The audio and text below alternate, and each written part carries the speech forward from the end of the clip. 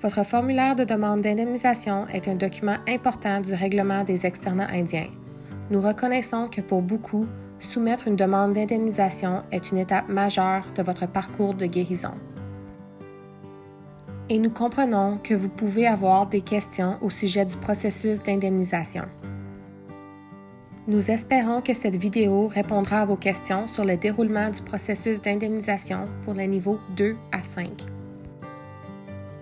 Si vous avez des questions sur la manière dont votre formulaire doit être complété, les avocats du groupe sont disponibles pour vous aider sans frais. Vous pouvez nous contacter au 1-844-539-3815. Dans cette vidéo, nous expliquons ce qui se passe une fois que vous avez rempli et soumis votre formulaire de demande à l'administrateur des demandes d'indemnisation. Si vous avez des questions au sujet de votre demande une fois qu'elle a été soumise à l'administrateur, vous pouvez l'appeler au 1-888-221-2898.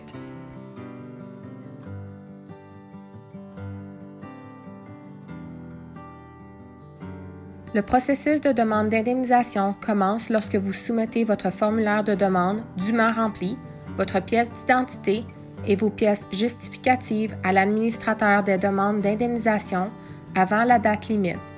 La date limite est le 13 juillet 2022.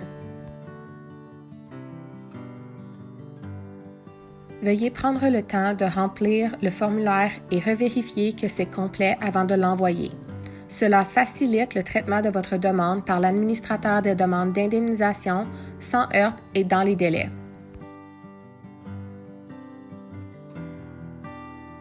Si vous n'êtes pas certain de ce que vous devez inclure dans votre demande ou si vous avez des questions, appelez-nous.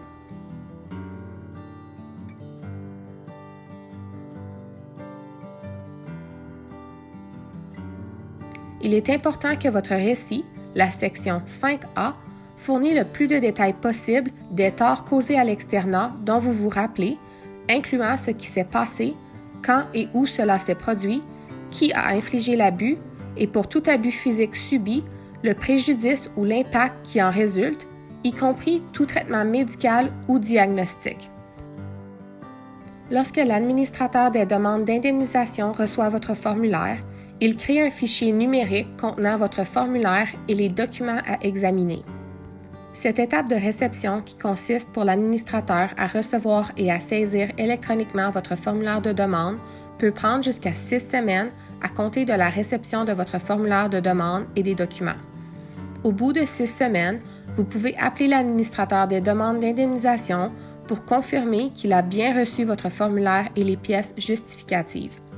Il est important de savoir qu'à ce stade, l'administrateur des demandes d'indemnisation ne sera pas en mesure de vous dire si votre formulaire est complet ou si vous êtes admissible à une indemnisation. Pour le savoir, l'administrateur devra d'abord procéder à un examen et une évaluation approfondie. C'est la phase 2.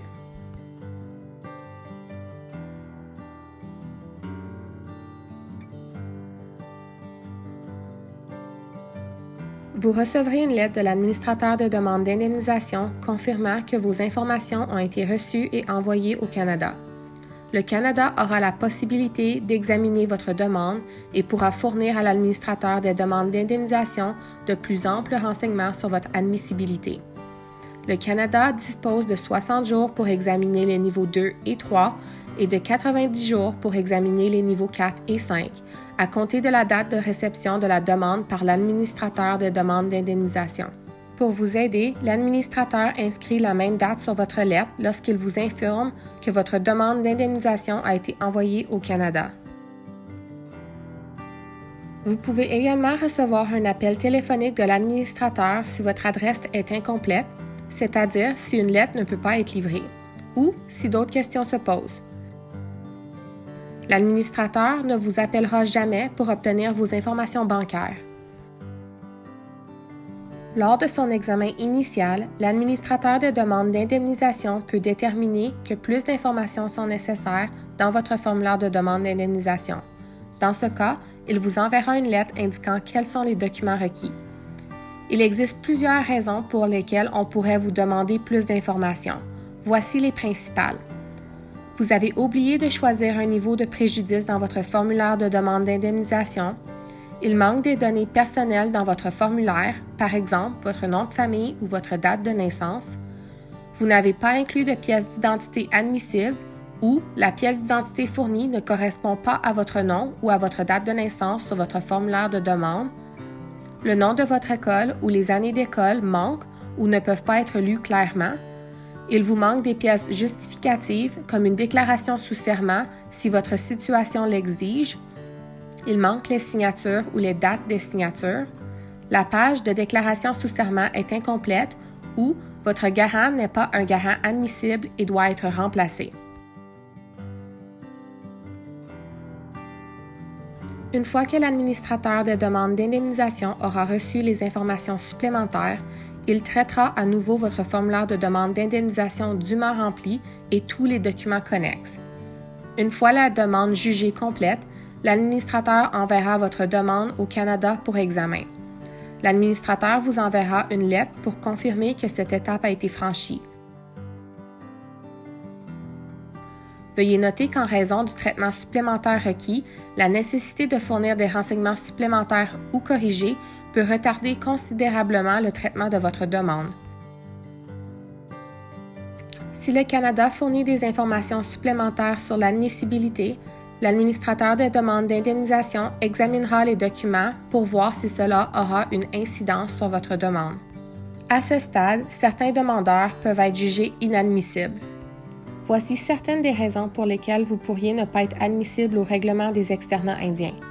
Une indemnisation a déjà été accordée pour les mêmes torts dans le cadre d'un autre règlement relatif aux externats conclu avec le gouvernement du Canada. Vous avez choisi de vous désengager du règlement. Vous avez envoyé un formulaire de demande au nom d'un demandeur qui est décédé avant le 31 juillet 2007. Vous n'avez pas fréquenté un externat indien admissible ou vous n'avez pas fréquenté l'externat durant les années d'admissibilité. Vous recevrez une lettre vous informant de l'évaluation de l'administrateur des demandes d'indemnisation. Si vous êtes jugé admissible à une indemnisation, l'administrateur des demandes d'indemnisation procédera à une évaluation du niveau pour déterminer si votre demande, y compris votre récit des faits et les pièces justificatives, répond aux critères du niveau sélectionné dans la grille des préjudices. Si c'est le cas, une lettre vous sera envoyée pour le confirmer en même temps que votre indemnisation. Mais parfois, une évaluation de niveau peut entraîner d'autres décisions. L'administrateur des demandes d'indemnisation pourrait constater que vous répondez aux critères d'un niveau supérieur à celui que vous avez choisi. Si cela survient et des informations supplémentaires sont manquantes, telles qu'une déclaration sous serment, l'administrateur des demandes d'indemnisation vous appellera pour demander davantage d'informations. Si l'administrateur des demandes d'indemnisation a toute la documentation requise pour l'étude de votre demande à un niveau plus élevé, vous recevrez le paiement au niveau plus élevé.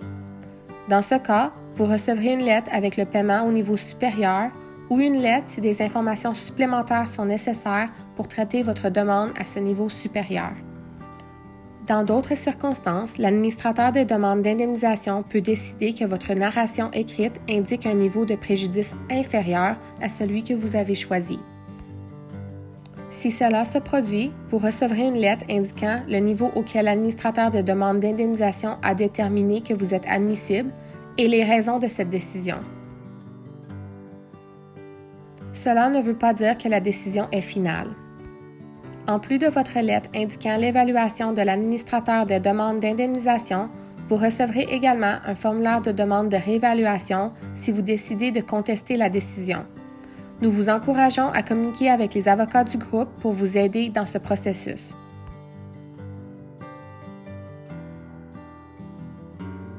Vous avez 120 jours pour remplir le formulaire de demande de réévaluation à partir du moment où vous recevez l'avis de l'administrateur des demandes d'indemnisation.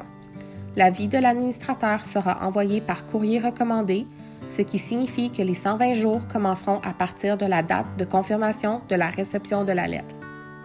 Si vous ne répondez pas dans ce délai, l'administrateur traitera votre demande au niveau inférieur, soit le niveau auquel il vous a évalué, et vous enverra une indemnisation pour le montant correspondant. À ce stade, votre demande est définitive. Si vous recevez une demande de réévaluation, veuillez prendre le temps pour remplir votre formulaire. L'administrateur de demande d'indemnisation permet aux demandeurs de soumettre leur formulaire seulement une fois.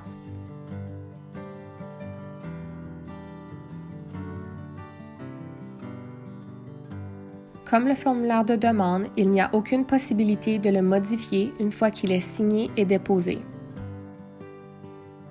Si, à la suite d'une nouvelle évaluation, l'administrateur trouve que vous êtes admissible pour le niveau dont vous avez appliqué, on vous enverra une lettre avec une compensation de ce niveau.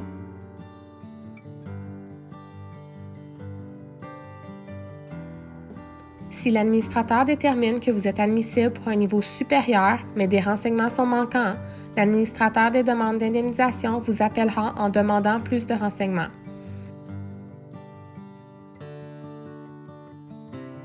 Si l'administrateur des demandes d'indemnisation a les renseignements nécessaires au traitement de la demande à un niveau supérieur, vous recevrez un paiement au niveau supérieur.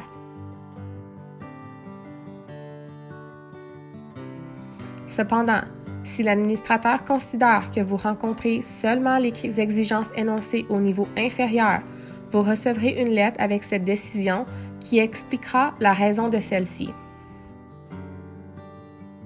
Dans ce cas, vous pouvez demander une réévaluation par un évaluateur indépendant. Encore une fois, à ce stade, nous vous encourageons à demander l'aide de l'avocat du groupe.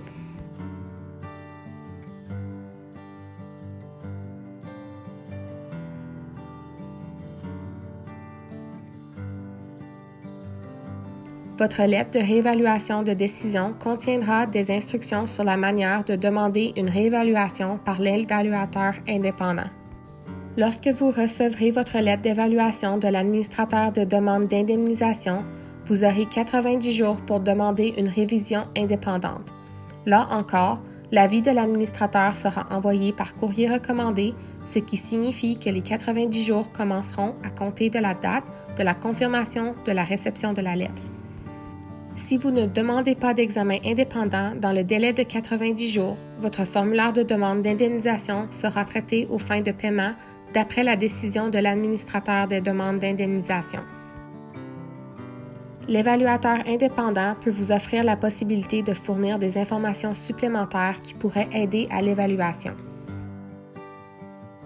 L'évaluateur indépendant décidera ensuite de vous envoyer une lettre pour vous informer de leur décision concernant votre niveau de réclamation avec une explication ou soit de soumettre votre demande au comité des exceptions. Seul l'évaluateur indépendant peut soumettre une demande au comité des exceptions et ne peut le faire que dans des circonstances exceptionnelles. Le comité des exceptions examinera le formulaire de demande et les pièces justificatives pour déterminer le niveau d'indemnisation approprié. Dans tous les cas, la décision de l'évaluateur indépendant ou du comité des exceptions est définitive.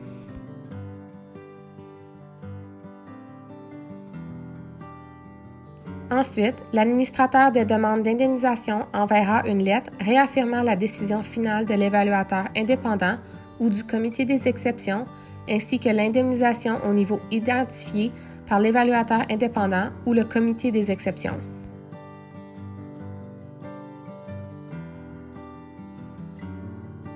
Cela nous amène à la fin du processus d'examen des demandes pour les niveaux 2 à 5. Pour faire le point, les étapes sont: la réception qui prend 6 semaines, comprend un examen initial pour vérifier si le dossier est complet, le traitement interne par l'administrateur des demandes d'indemnisation, le délai d'examen par le Canada, soit 60 ou 90 jours selon le niveau que vous avez choisi, le traitement du niveau d'admissibilité et d'évaluation par l'administrateur des demandes d'indemnisation. De façon générale, la révision d'une demande de niveau 2 à 5 par l'administrateur peut prendre jusqu'à 12 mois.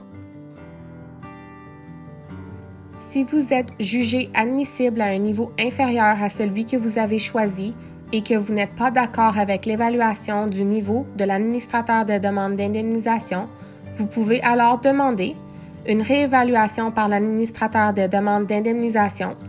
Si la décision de réévaluation de l'administrateur des demandes d'indemnisation n'est toujours pas résolu à votre satisfaction, vous pouvez alors demander une réévaluation par l'évaluateur indépendant. Merci d'avoir pris le temps de regarder cette vidéo. Nous savons que c'est beaucoup d'informations. Certaines peuvent s'appliquer à votre situation, mais chacun des points ne correspond pas nécessairement à votre cas. La bonne nouvelle est que si vous avez besoin, vous pouvez revenir n'importe quand pour réécouter cette vidéo. Une fois que vous avez envoyé votre demande, vous pouvez communiquer avec l'administrateur des demandes d'indemnisation si vous avez des questions concernant le statut de votre demande au 1-888-221-2898. Pour obtenir des mises à jour au sujet du processus de demande d'indemnisation, vous pouvez visiter le site internet www.indiandayschoolsclaims.com. Si vous avez des questions sur la manière dont votre formulaire doit être complété, les avocats du groupe sont disponibles pour vous aider sans frais. Vous pouvez nous contacter au 1-844-539-3815. Nous savons que votre parcours de guérison ne se termine pas avec cette demande, mais nous espérons qu'elle pourra vous aider à progresser sur la voie de la guérison.